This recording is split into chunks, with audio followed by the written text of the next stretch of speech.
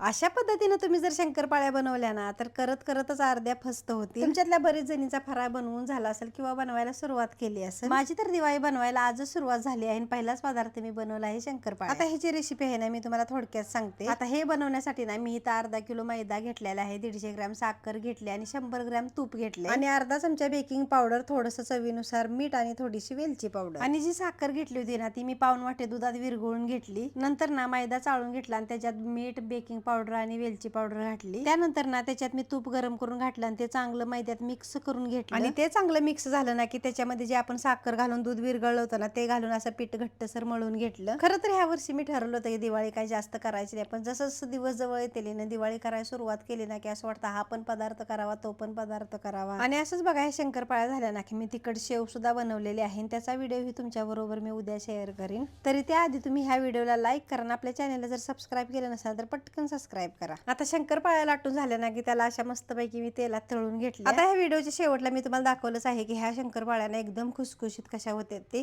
आणि तोंडात टाकताच विरघळते त्या।